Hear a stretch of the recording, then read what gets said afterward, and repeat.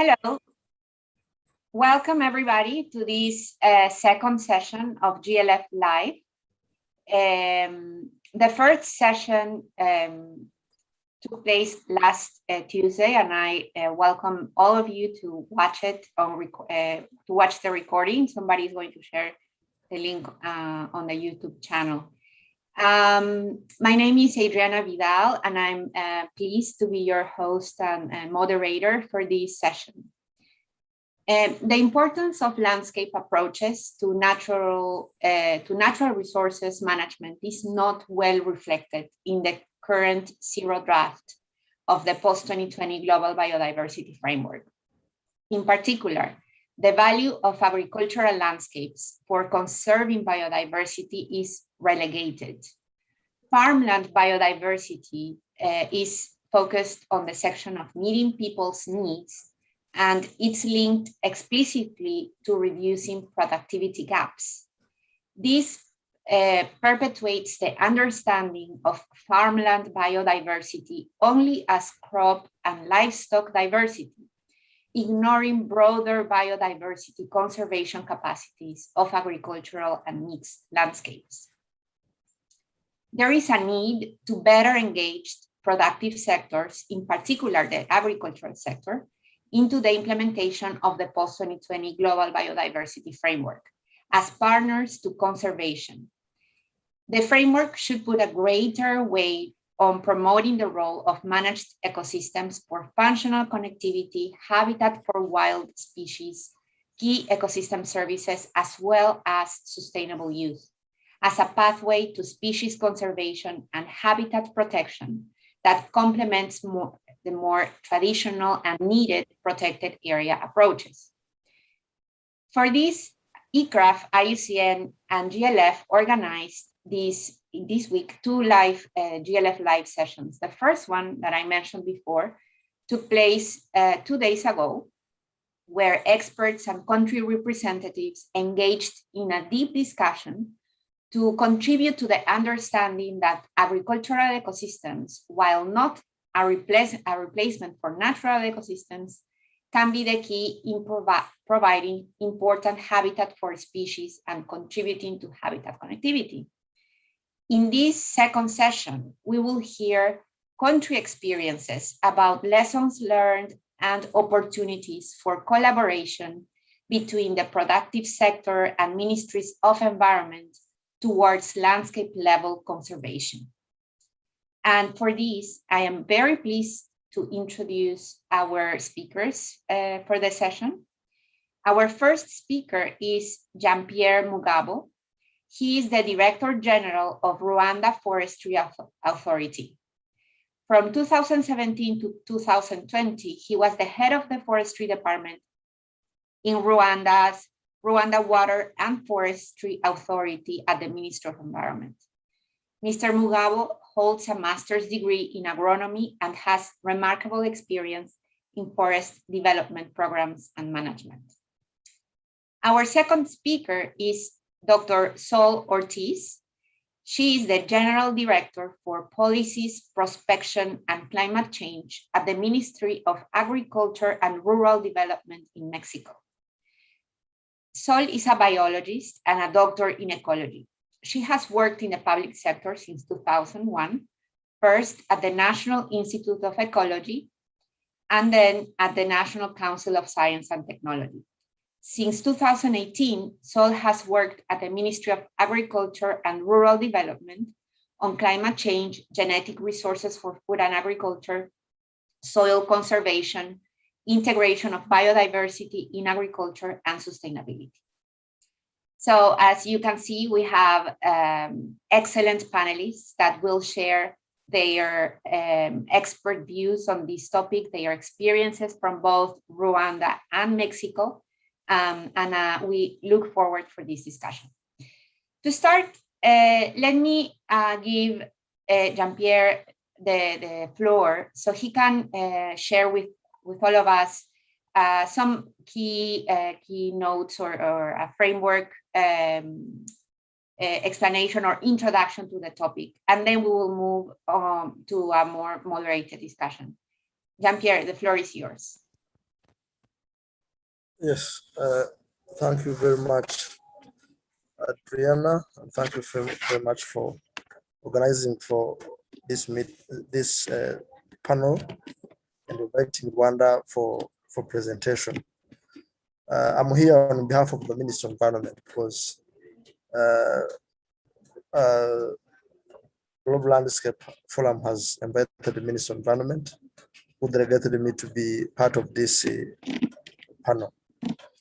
See, in Rwanda has adopted forest landscape restoration approach in 2011, just after the Bonn Challenge commitments. We have committed to restore 2 million hectares. This is what we call border-to-border restoration, because Rwanda is a small country. And when we talk about 2 million hectares, it means 75% of the total country land. So we talk about agriculture, we talk about forestry, we talk about, and in the forestry, we divided productive forests and the protection forests. So Rwanda is always trying to be on the top of Africa when it comes to conservation and the forest landscape restoration. We have already achieved 45% of the total Bonn Challenge commitments, and we hope that in 2030, Rwanda will be able to achieve the targets of 2 million hectares. Of course, we'll be having time to discuss and see what are the lessons learned, what are the challenges, and how we are championing our forest landscape restorations. And when we talk about the finance and how we are collecting the budget for implementation of the FLR commitments, it's where all those will be shared. But again, you see, when we talk about agriculture, in Rwanda, most of 90% of the total population are farmers. So they get livelihood from the agriculture, and that's why agriculture sector is one of the important sectors in the country. And conservation, you see, there is what we call Made in Rwanda drive. There is in Made in Rwanda drive. Visit Rwanda is one of the income generating business. You see, we are attracting our different visitors to come in Rwanda, and the conservation is one of the key pillar that is being used in conservation. So we'll be having time to discuss a lot of details, but as keynotes, this is what I can say. Thank you very much, Adriana, for giving me the floor. Thank you, Jean-Pierre, for this introduction to to Rwanda's approach to conservation and production under landscape approaches. And it is worth to notice that Rwanda is one of the top leaders of the Bonn Challenge, which is a voluntary movement for the restoration of 350 million hectares of terrestrial ecosystems. And Rwanda made a pledge a few years back to restore, if I'm not wrong, 1 million hectares by 2030, and they are doing an absolutely amazing work putting that into practice. So we'll hear more about that soon. But let me go and take the audience to the specific questions that I had in mind for this event. And let me start with Sol. So sustainable agriculture and conservation can be two sides of the same coin. In your experience, what are the key strategies to achieve biodiverse and productive landscapes at the same time? Good morning, Adriana, and thank you very much for inviting me to this event and for giving me the opportunity to contribute to these deliberations. I think that sustainable agriculture and biodiversity are in the same side of the coin. Let's say that some ways to produce food, as in many cases conventional agriculture, might be in the other side of the coin. So I say this in the sense that sustainable agriculture must share a goal with conservation of biological diversity, particularly the diversity that provides services that are needed for agriculture. For example, water filtration or pollination services, healthy soil and biodiversity in the soil. These are all elements that need to be considered when we produce food and other products in a sustainable way. So agricultural sustainability rests in this principle that we need to meet the needs for the present without compromising the ability for getting and meet the needs for the future. So I think that to make sure that this principle of assuring that what we are doing today will not prevent that future generations can also produce food, we agriculture must deliver products in a way that does not reduce the availability of natural resources, and this includes biodiversity. So I think that this view is not just for today's production, but also thinking in the benefit of other generations.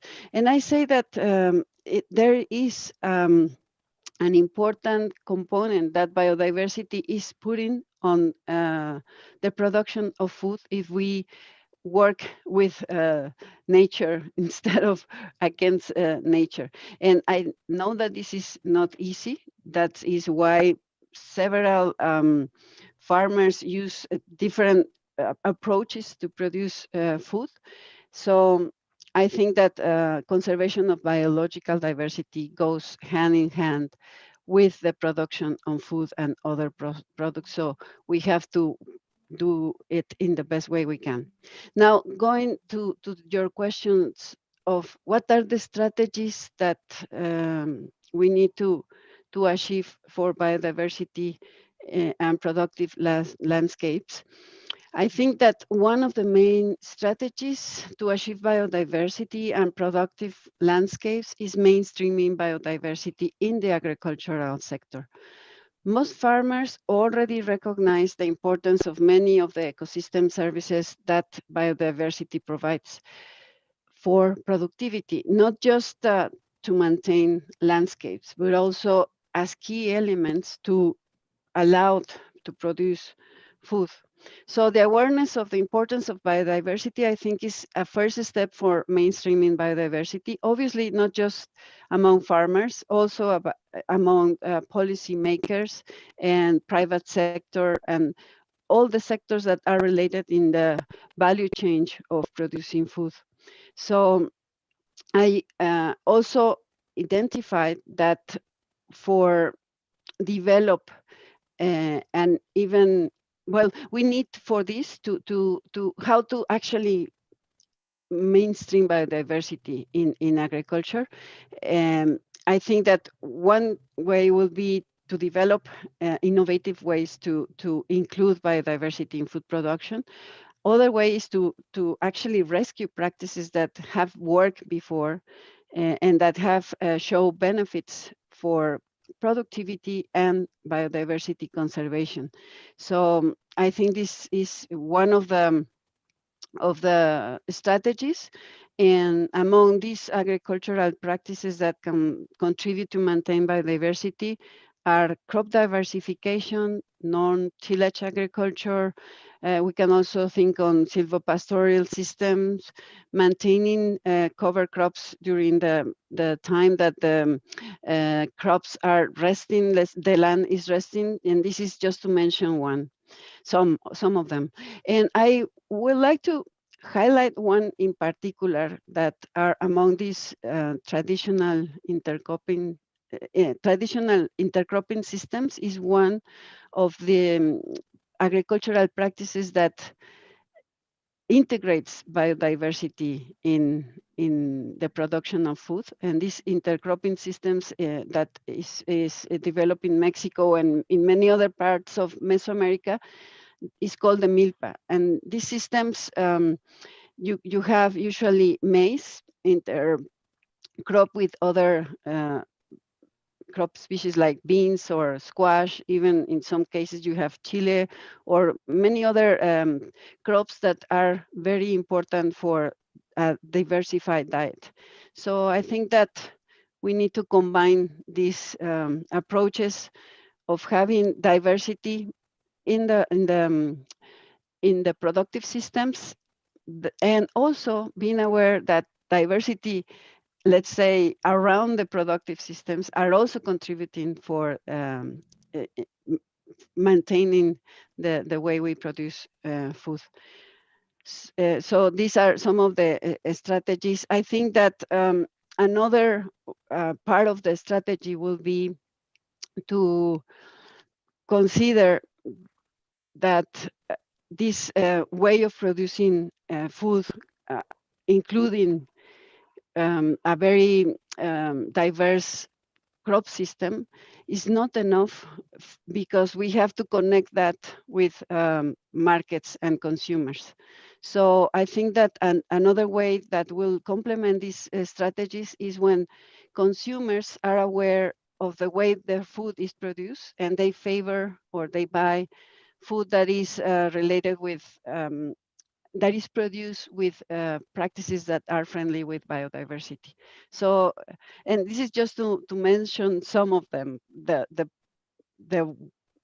parts where we can mainstream biodiversity for improving the way that we use the land and the way that we produce the food, and also the way that we choose to consume the products. I hope I get some of the points that you needed. Thank you. Yes, absolutely. Thank you so much. So I think you gave us an overview of all the possibilities to really materialize the interaction, a positive interaction between agricultural practices and conservation of biodiversity. And as you say, looking at them not as two sides of the same coin, but actually on the same side, sort of saying, which is basically what we are trying to communicate across the board. So Jean-Pierre, you mentioned at the beginning that Rwanda has these national level policies for to implement landscape approaches. And I understand that you have national programs that promote agroforestry, for instance, as one of the practices and techniques that could promote enhanced biodiversity in agricultural landscapes. Can you please tell us more about the rationale behind Rwanda's vision of expanding these practices? What are you trying to achieve in terms of results? What are the benefits that you have identified as a country in order to implement these practices at large scale? Please go ahead. Yes, thank you, Adriana. But as I start, I need to mention that the biodiversity conservation in productive landscapes, it's always a challenge because as the coins have two sides, always agriculture needs to be harming conservation, and then conservation means the preservation, the protection of the ecosystem. So in Rwanda, we are trying to bring the concept of sustainable agriculture where we need to balance the ecological functionality of the ecosystems of the landscapes so that we can produce agriculture products, but also keep the functionality of that landscape. You see, Rwanda it's a small country where we need food, we need texture, we need a lot of other products from agriculture, from production, from productive land. So on the other side, Rwanda is also still using the firewood for cooking. You see, it's a big part of energy requirements, where the country needs almost 90% of the population are still using firewood. So and also the agriculture should tackle the issue of malnutrition, the food security, and you see the protected land. It's not that big. That's why we have to deal with agriculture land or productive landscapes on agriculture land. So what we do, we have adopted the country has tried to develop what we call the FLR work packages in different landscapes. You see, when you want to deal with forest landscape restoration, you shall know exactly that what we call the FLR opportunity, defining on what are the FLR work packages that are required on a specific location, so that you can apply those packages to keep the landscape functionality. So the agriculture landscapes, the agroforestry, being that large scale, because it's like a mass. And then in that mass, we have to define the work packages that should come as a package to be applied on a specific landscape. This is what we are doing, and IUCN has been very helpful, and the ICLAF, because we are taking agriculture land as one landscape, so that you can bring those package on that specific land to make sure that that land is giving the agriculture productivity, it's giving texture, it's giving non-timber forest products, it's giving fruits through compliance on those of those work packages. I don't know if I tried to talk on the question, but the Rwanda is like, it's obliged to apply the forest landscape restoration work packages that are responsible to bring that functionality, so that land, the small land we have, can even give products that Rwandans need. Thank you. Thank you, Jean-Pierre. Great. It's really interesting to hear that what are the different connections and reasons of governments to incentivize this combination of sustainable agricultural practices, landscape approaches, and the needs of people for sure, but also the benefits that this connects with biodiversity in the long term. But we want to know how is that done in practice? Both of you work at the government level, representing, of course, authorities that are in charge of collaborating, coordinating with many other agencies and sectors that are involved in the implementation of these solutions. So we would like to hear about the experiences of each of you about how to go and achieve the successful interinstitutional coordination, for instance, between agriculture and the environment on these common agendas. So let me start with Sol. Sol, can you please explain to us what is the experience in Mexico what are any success stories of engaging the productive sectors into the implementation of biodiversity conservation and restoration, for instance. Can you tell us more about this? Yes, thank you. Let me start with a concrete example that we just published in our official gazette. And this is the construction of what we call the National Strategy for the Conservation and Sustainable Use of Pollinators. And we started this exercise with the support of the German Corporation for International Cooperation, GIZ. And we started this in the framework of a project that we have with them that is called Mainstreaming Biodiversity into Mexican Agricultural Sector.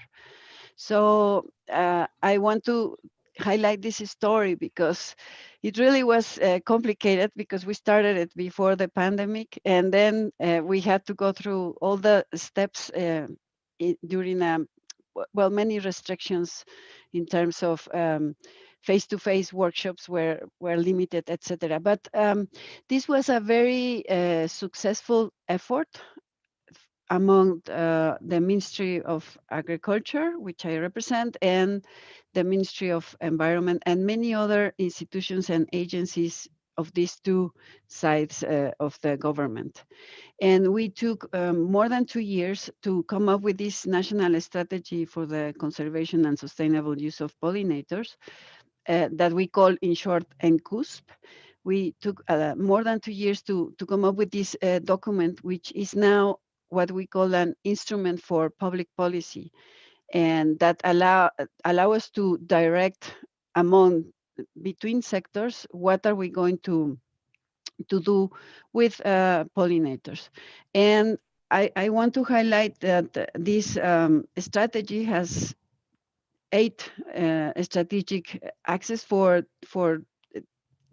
organizing different actions, and these actions are important for the productive sector, complementary and important as well for the environmental sector.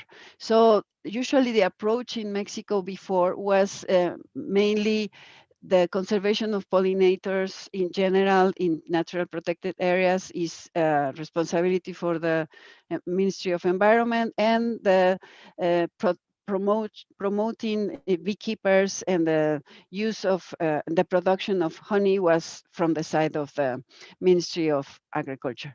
Now we have this national strategy which will guide these 2 sectors, and also we managed to have the collaboration of other agencies in the government, for example, the Ministry of Public Education.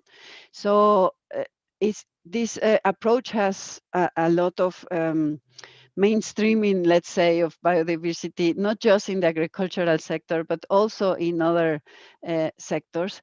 And the exercise was very lucky. We were very lucky because we were accompanied as well by the academy, the producers, honey keepers. We also had members of indigenous communities contributing with their view on this strategy, and how can we better conserve and better manage and be aware of the importance of pollinators in our ecosystem. So this is one example where we had a lot of help from GIZ, as I was saying, and a lot of collaboration. And now it is published in our official gazette. I put it as a good story, let's say. It is starting, the implementation is starting, and it's not easy to have all these agencies collaborating all the time, but it's totally worth it, the effort. And I think that this is one example. So I also want to share some other examples of integrating biodiversity within the agricultural sector, where you are not necessarily involved with directly with the environmental sector. And I want to mention that this because in one of our main planning instrument, which is called el Plan Programa Sectorial of Agriculture. This is the sectorial program for agriculture for the next few years with this administration. Here, because of the awareness of the minister, Dr. Victor Villalobos, that the sustainable agriculture is a key for achieving food security and other goals. We have in this planning instrument three main pillars. Productivity, which is obviously something that the sector needs. We have inclusiveness because we have to have all represented, all parts of agriculture production represented in this plan. And we also have sustainability. So sustainability is one of the main pillars of this planning instrument that will guide our activities for the next years. And with this, within this pillar, we have several objectives and, well, actually four objectives and several actions that will allow us to actually mainstream this way of producing food.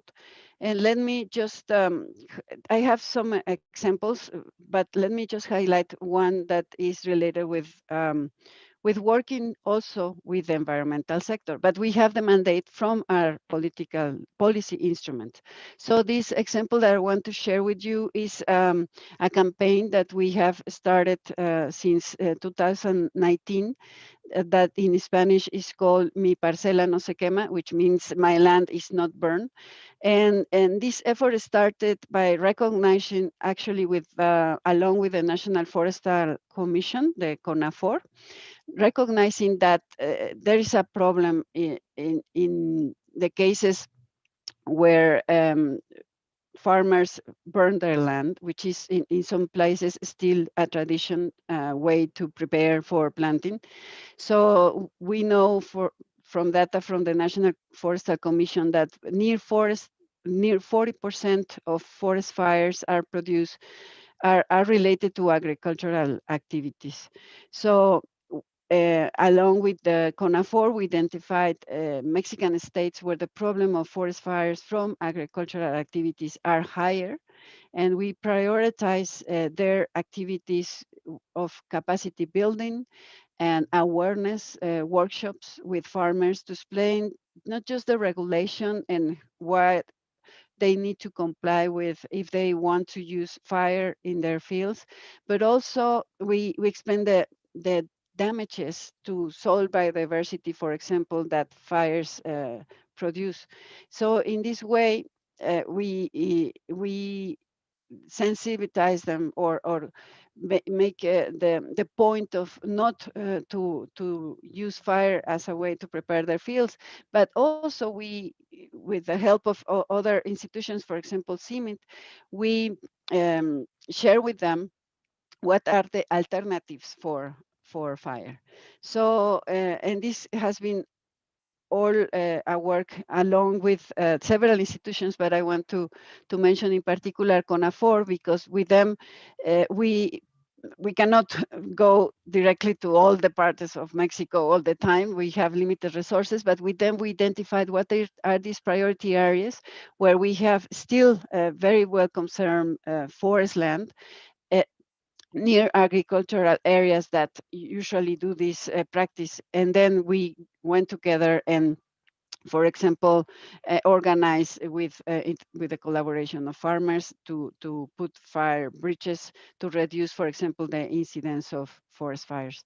So these are a couple of concrete examples of how are we dealing with this issue of how the agricultural practices, not just the practice of having a diverse agro-ecosystem, but also how agricultural practices and making them more efficient and less risky, let's say it, can also contribute to maintain biodiversity in our landscapes. So excellent. Thank you. Sorry. Thank you very much. So those examples were absolutely great.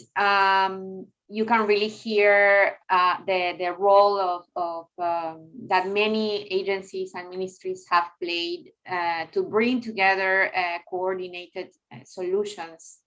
And we really hope that these examples can be showcased at the international level, particularly in the current post-2020 Global Biodiversity Framework debates as a way of, promoting, incentivizing a more holistic vision of biodiversity across managed landscapes. Jean-Pierre, I also wanted to ask you something similar along the lines what Sol was explaining for Mexico. In the case of Rwanda, I understand that there is great collaboration between the environment sector, agriculture, as well as other agencies who are trying to facilitate the financial instruments or the access to finance to scale up these landscape approaches, agroforestry approaches, and so on. So can you tell us a little bit more about these institutional arrangements? How do they work? And examples of how things have, generated outcomes. Thank you.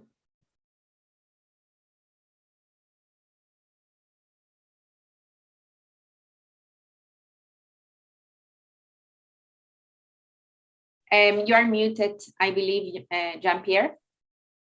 Yes. So there you go. We can hear you now. Go ahead. Yeah. Thank you very much.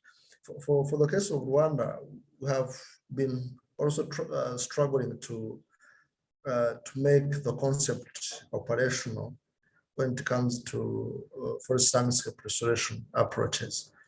You see, the main concern I need to mention here, sometimes these concepts, this new concept of forest landscape restoration came from international commitments.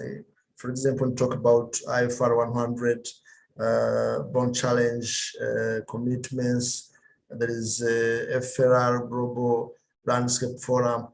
It comes always from somewhere else, rather than starting from the government policies. What we did as the institutions in charge of implementing forest landscape approach, we have created what we call cross-sectoral task force, which is gathering all the government institutions, including Ministry of Environment and its agencies, because we have agents in charge of environmental management, there is forestry, there is meteorological aspects, there is land, and also we have agriculture, Ministry of Agriculture and its agencies. So we have that cross-sectorial task force that also includes international and local NGOs. Those local and international NGOs, they're always in advance in terms of concepts of forest landscape restorations. For this time, cross-sectorial task force is being coordinated, because we usually have a coordinator every year. We select a coordinator of that cross-sectorial task force. And last year it was ICLAF that was chairing that task force. And this year we have ICN. And next year we'll be having another, because it has to be an NGO that is chairing that task force. But again, all government institutions are having commitments to that task force. You see, when it comes from, when it is not in the policy and in the strategic plans, the concept can't be applied, can't be achieved. So from that task force, we have what we call the main milestones to be achieved every year. And those milestones should be adopted. Sometimes it's bottom up, but sometimes also it's top bottom, because we may have some initiative from the task force, but also we may have some initiative from the government institutions, from implementers. So we make sure that we coordinate all the interventions that are being applied on landscape and the task force is coordinating all the efforts, including milestones in terms of targets, but also the budget, the finance. What we saw as a benefit from that task force is that the government of Rwanda, it's trying to tackle all the financing bodies, because you see we have secured 2 GCF projects. Because we are coordinating the efforts, whoever is elaborating the projects and submitting that projects, it depends on the milestones and the priority we have at cross-sectorial task force level. So recently, you see, we have had an approved GCF projects of 33 million USD, and last time we had another GCF projects for the Chumbi districts. You see, we are that strategic to convince even the funding body, because if you are united, if you're having a lot of institutions coming in with different expertise, you can convince finance institutions. And again, you see, for this coordination, it needs to be championed by the government policies.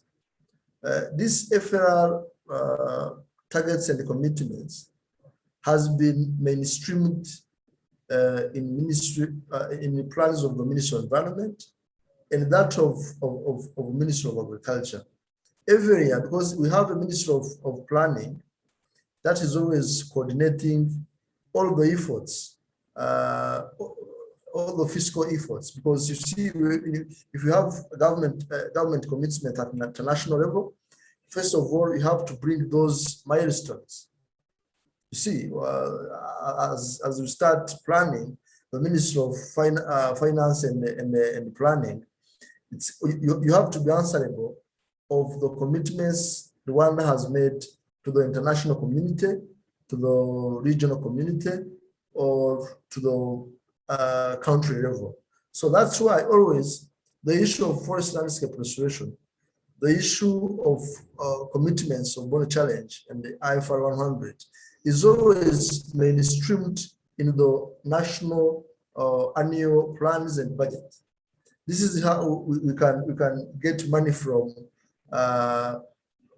catchment restoration, because all these things of forest landscape restoration, it's done at landscape level.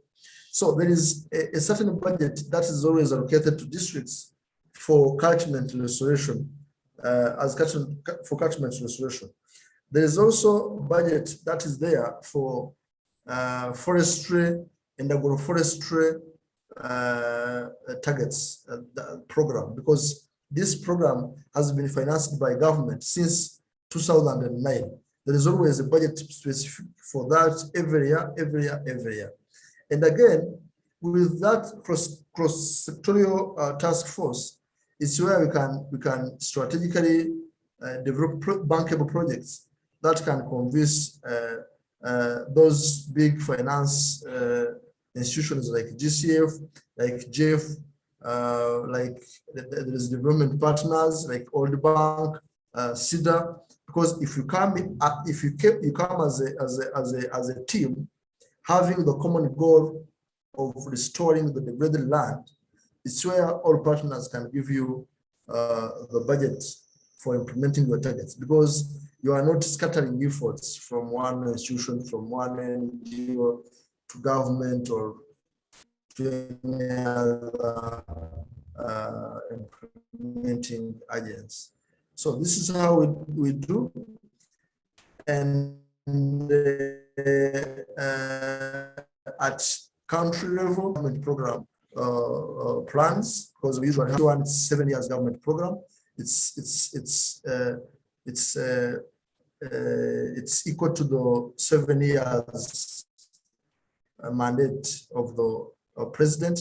So if we put that in 7 years government program, it has to be reflected every year as in the annual plans, and all international community like NGOs, like partners, development partners, they have to act against those targets.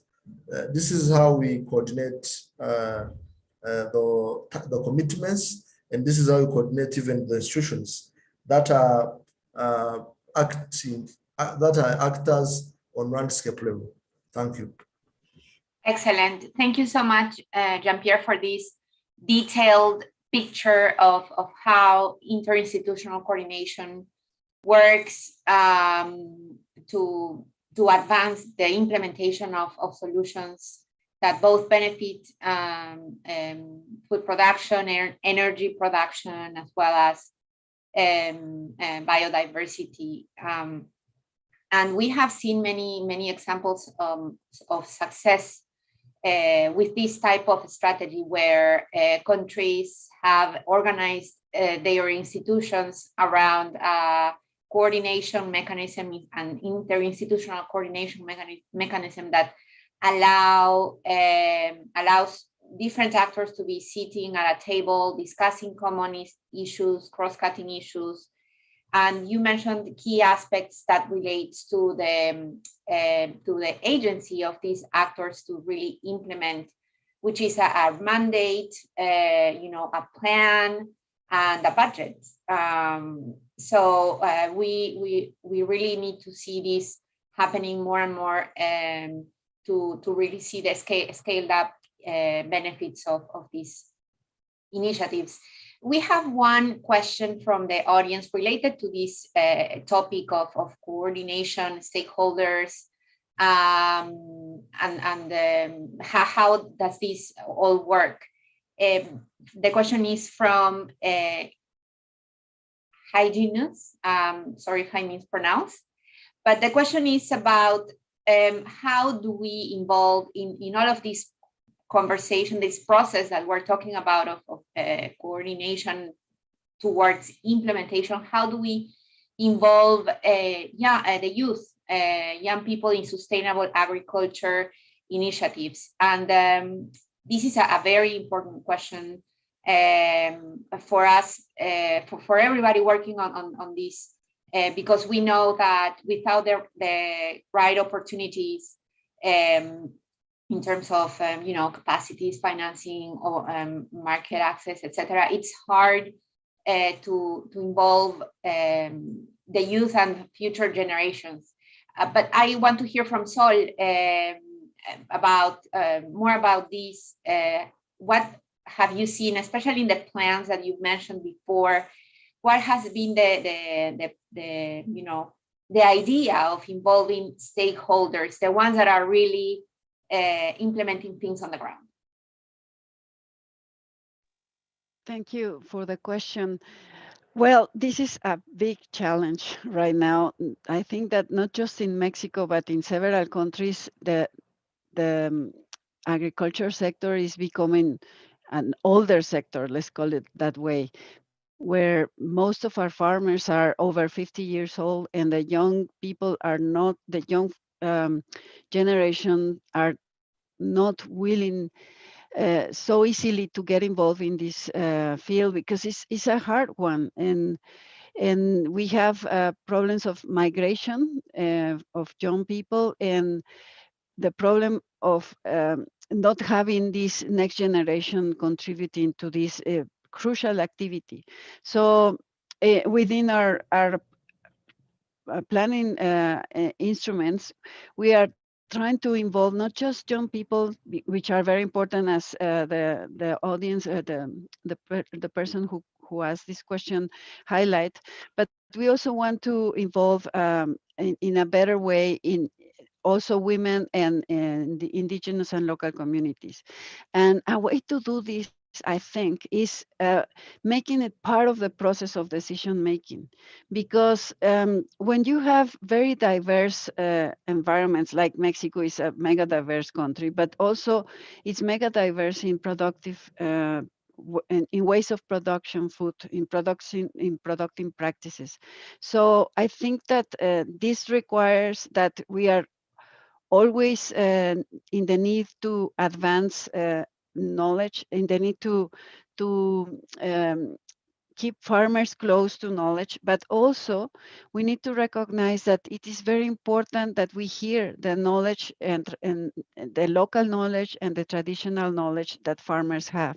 So in a way, I think that if we keep involving farmers, young ones, and women and indigenous people in decision making about how do you want to farm your land, how do you want to produce your food, and how can we help them to create a healthy value change from the as they say, from the field to the fork.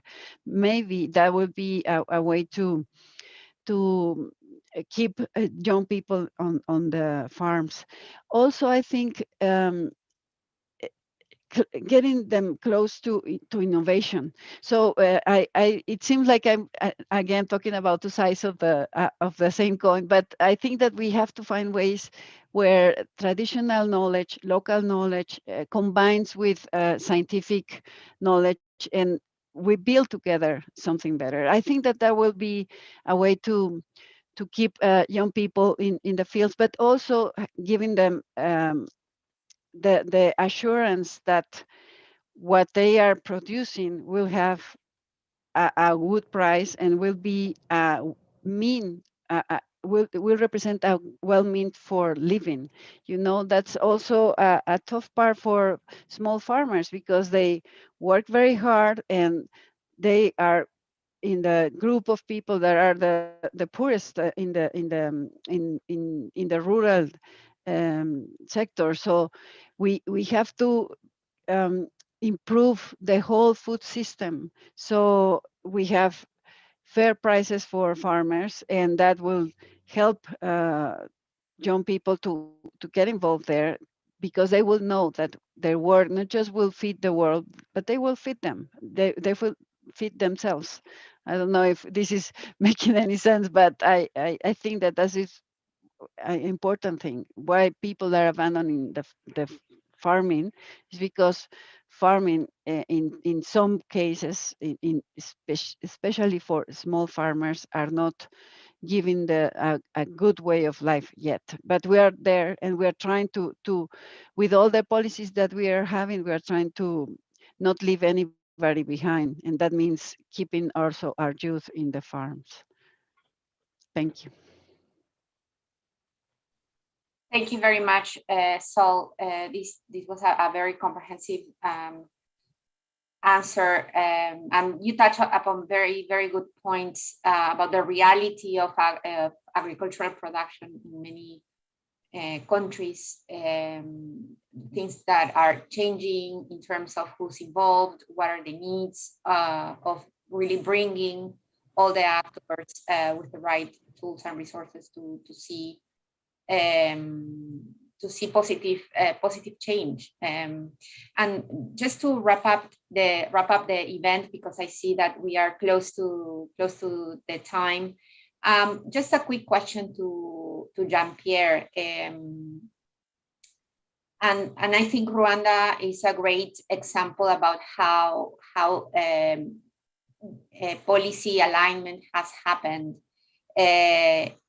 both from the productive and environment sectors, to pursue common goals, not only pursue an agenda of food security, which is absolutely critical, and energy security, but also how to ensure that as these are the objectives that are pursued, the biodiversity is as well well taken care of for long-term sustainability. So what this is a question from the audience from Chavi Podel.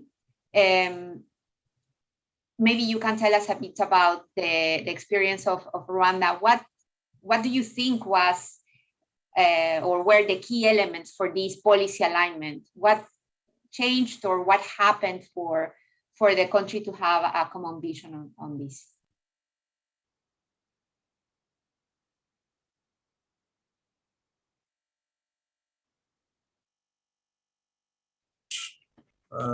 When it comes to policy alignments and how conservation and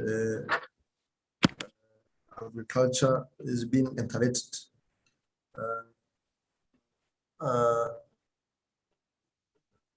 You see, one is trying to make everything very serious. You see, there are some countries are developing policies and laws. Maybe there are some strategies around there, but when it comes to implementation, it's where there is a problem. But to make sure that the policy are being facts of implementation, it has to be a law enforcement on what was developed as a policy. In Rwanda, we have adopted the strategy of having comprehensive policies that are tackling agriculture, biodiversity, but also conservation and tourism. You see, Rwanda, as a small country, we are able, the top leadership are able to monitor implementation of laws and policies. And this is what has helped the country to achieve even more in terms of green or revolution agriculture, sustainable agriculture, but also conservation. How we do conservation? Conservation, the Rwanda Forest Authority, which is in charge of forests and rehabilitation of ecosystems, we are not in charge of conservation. What we do, there is an institution which is a standalone institution, which is Rwanda Development Board, which is always dealing with conservation and tourism development. And you see, Rwanda has been one of the champions of smart visit Rwanda or smart tourism and conservation approach.